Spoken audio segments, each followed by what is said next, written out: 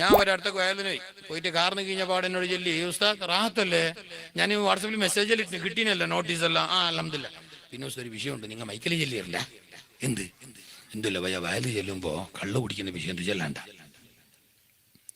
എന്ത് വിഷയം എന്തില്ല, നമ്മളെ ഇപ്പോഴത്തെ സെക്രട്ടറി മുന്നേ കള്ളു കുടിച്ചോണ്ടാ, ഇപ്പില്ല മുന്നേ ഇപ്പം നിങ്ങൾ അഭിഷേകം എടുത്തെങ്കിൽ ഞങ്ങൾ ചെല്ലിപ്പിച്ചെന്നാവും പയ്യെ. അപ്പം നിങ്ങൾ അഭിഷേകേ വേണ്ട, പോട്ടു മുണ്ടണ്ട.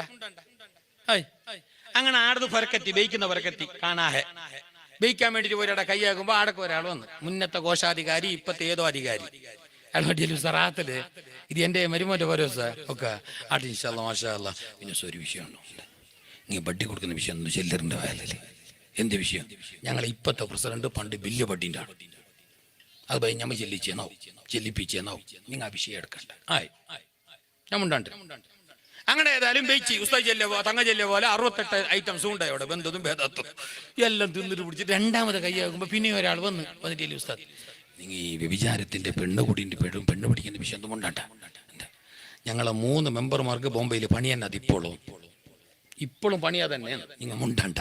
അത് ഞങ്ങൾ ബൈ ചെല്ലിച്ചു നാടാകെ കത്തും, നിങ്ങൾ എന്തും മുണ്ടാണ്ട. അപ്പൊ ഞാൻ കേട്ട് ഞാൻ പിന്നെ എന്ത് ചെല്ലാൻ വന്നിട്ട് കൊപ്പറിന്റെ വില എന്നെ വിളിപ്പിച്ചതിന്, കൊപ്പറിന്റെ വില ചെല്ലാനാ അല്ല വെള്ളി ചിന്ന മാർക്കറ്റ് റേറ്റ് ചെല്ലാനാ എന്നെ വിളിപ്പിച്ചതിന്? അത് ചെല്ലാൻ കഴിയല, ബഡ്ഡി ചെല്ലാൻ കഴിയല, ഈമാന് പറയാൻ കഴിയാ, ഇസ്ലാം പറയാൻ കഴിയാ, പിന്നെന്ത് വലക്കയാ പറയേണ്ടത്?